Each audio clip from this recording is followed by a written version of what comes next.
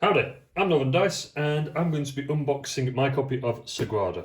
Now, I have not done unboxing for a good long while, simply due to time constraints. I'm going to be incredibly rusty, so apologies straight off the bat if I do talk a lot of nonsense, more so than usual, or struggle with cellophane on boxes. But this is Sagrada, a dice drafting placement game for 1 to 4 players.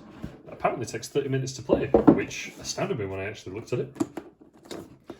So let's have a quick butchers at the rules. Oh, 1A3 sheet, double-sided, okay. So it says it has a video to watch in case you just want to learn it quick, which is fantastic. Overview: you are an artist competing with fellow artists to create the most beautiful stained glass window in the Sagrada Familia. Your glass pieces are represented by dice which have a colour and a shade indicated by the values of the lower the value, the lighter the shade. Come on, English. Each round, players will take turns drafting from a pool of dice. Placing these dice in their windows, players must place them within the colour and shade restrictions of their window card and never have adjacent dice of the same colour or value. After 10 rounds, players score points based on public and private objectives. Highest scoring artisan is the winner. Very cool.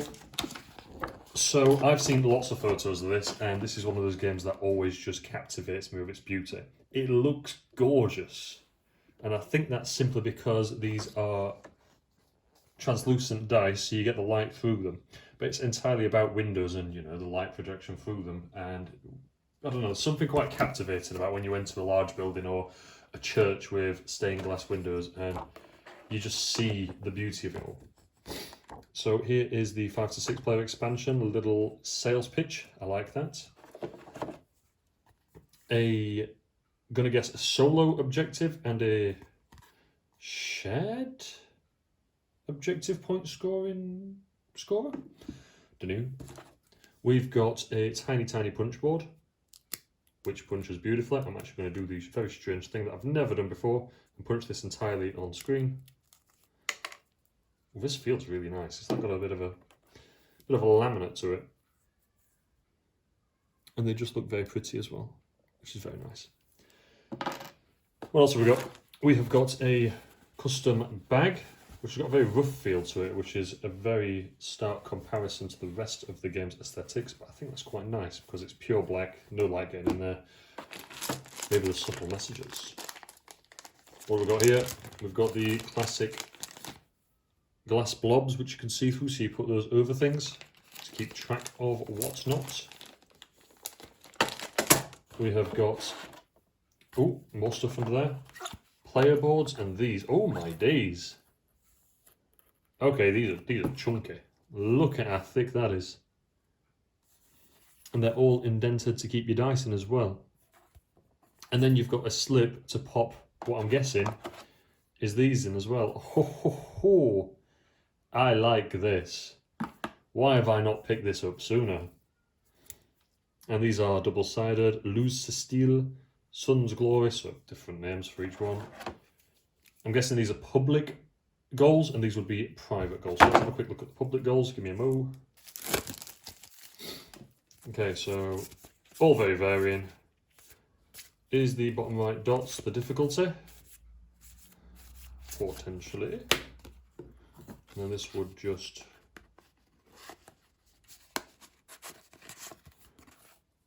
oh, that's cool. That's very cool. I really like that. I think that's awesome. We'll have a quick butcher at these and then we'll have a look at the dice. Okie dokie. We've got 2 sets of cards actually in here. So I'll put these to one side and have a look at these. Column variety, columns with no repeated colours. So these are just your private goals, which is quite nice. Congratulations on your victory playing Sagrada. Now share your victory with the world. Take a photo of your completed window, post it on Twitter, Instagram, Facebook, include hashtag Sagrada Game in your post. And that's quite nice. I understand that it's an ad, but I don't know, I quite like that. I think it's quite a nice thing. And then we've got these, with these on the back, which look like what would be artisan tools. I say artisan like I know what an artisan is. I'm assuming it's just someone who is an artist within their respective career. So what does this say? After drafting, increase or decrease the value of the drafted die by 1. One may not change to 6 or 6 to 1. After drafting, re-roll the drafted die. It cannot be placed. If it cannot be placed, return it to the draft pool. So these are cards that allow you to manipulate things, which is quite cool as well. Awesome. And then we will have a quick butchers at the many dice. I am going to crack open the red ones, and only the red ones. I'm trying to keep these as short as possible, because I think the reason I've not been doing unboxing is because of how long it takes me to edit, and that's not because I can't edit, it's because I'm a little bit lazy.